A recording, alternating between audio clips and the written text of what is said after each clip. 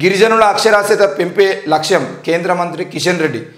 గిరిజనుల అక్షరాస్యతను పెంచడమే కేంద్ర ప్రభుత్వ లక్ష్యమని కేంద్ర మంత్రి కిషన్ రెడ్డి అన్నారు.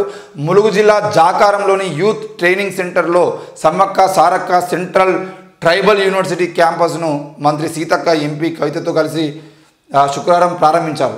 మొత్తానికైతే ఏది ఏమైనా కూడా ఈరోజు కేంద్ర మంత్రి కిషన్ రెడ్డి ఏమంటున్నారంటే గిరిజనుల అక్షరాస్యత పెంపే లక్ష్యం అని చెప్పేసి మాట్లాడుతున్నాడు.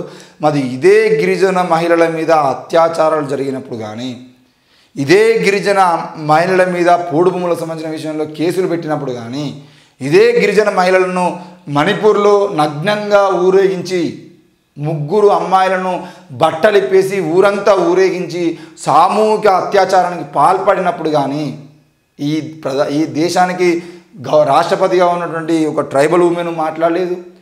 ఈ తెలంగాణలో ఉన్నటువంటి సీతక్క లాంటి ట్రైబల్ ఉమెన్స్ మాట్లాడలేదు. ఈరోజు మాట్లాడుతున్న గిరిజనుల గురించి గొప్పగా మాట్లాడేటువంటి కిషన్ రెడ్డి మాట్లాడలేదు. బీజేపీ రాష్ట్ర అధ్యక్షుడు కేంద్ర మంత్రి అయినటువంటి కిషన్ రెడ్డి కూడా మాట్లాడలేకపోయింది. ఎందుకు మాట్లాడలేదు అని అంటే వీళ్ళకి గిరిజనుల మీద ప్రేమ లేదు.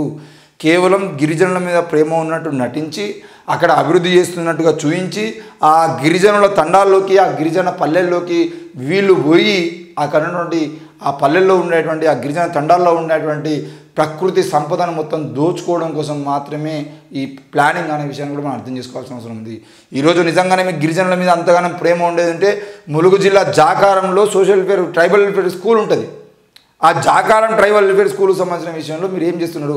పక్కపంటే Ashok Nagar tribal welfare school ఉంటుంది. అశోక్ నగర్ ట్రైబల్ వెల్ఫేర్ ఈరోజు సైనిక్ స్కూల్గా మారింది. మరి ఆ సైనిక్ స్కూల్లో ట్రైబల్ వెల్ఫేర్ సైనిక్ స్కూల్లో 1000 ఎకరాల భూమి అసలు తెలంగాణ రాష్ట్రంలోని ఎక్కడా లేనటువంటి విధంగా ఆ గురుకుల పాఠశాలకి 1000 ఎకరాల భూమి ఉన్నది.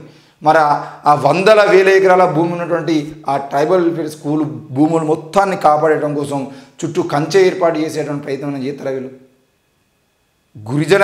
గిరిజన పాఠశాలలో కనీసం తినడానికి తిండి లేక, సరైన బిల్డింగ్ లేక ఈరోజు ఎన్నో పాఠశాలలు అత్యంత దారుణంగా ఆసిఫాబాద్ కెరమరి స్కూల్కి పోతే, ఆసిఫాబాద్ జిల్లాలో కెరిమెరి అని చెప్పేసి ఆ స్కూల్ కూడా ఆసిఫాబాద్ టౌన్లోనే కలెక్టర్ బిల్డింగ్ పక్కనే ఉంటుంది. కలెక్టర్ వసతి గృహం పక్కనే. మరి ఆ వసతి గృహానికి పక్కన ఉన్నటువంటి బిల్డింగ్ ఒకసారి మనం పోయి చూసినట్లయితే కనీసం పాఠశాలల్లో డోర్లు కూడా చక్కగా ఉండవు. మరి ఇవన్నిటినీ ఎవరు మాట్లాడాలి? ఈరోజు గిరిజనుల మీద ప్రేమ ఉంది అని చెప్పేసి మీరు వచ్చి నాకు గిరిజనులు అంటే చాలా ఇష్టం, మేము గిరిజనుల అభివృద్ధి కోసమే బాగుతున్నాం, అసలు గిరిజనుల అభివృద్ధి చేయకపోతే నేను చచ్చిపోతానంటే మాట్లాడతారు. మనం అయ్యో ఓకే కిషన్ రెడ్డి చెప్పింది అని చెప్పేసి మనం సంబరపడతాం. కానీ నిజానికి గిరిజనుల మీద ప్రేమ కాదు కదా, వాళ్ళ దోమ కూడా లేదు.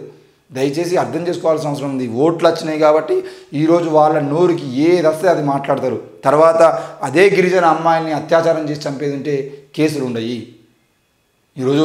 ఈరోజు మణిపూర్లో వీళ్ళ ప్రభుత్వమే, కేంద్రంలో వీళ్ళ ప్రభుత్వం ఉంది. మణిపూర్ రాష్ట్రంలో ముఖ్యమంత్రి కానీ అధికారంలో ఉన్న పార్టీ కానీ బీజేపీయే.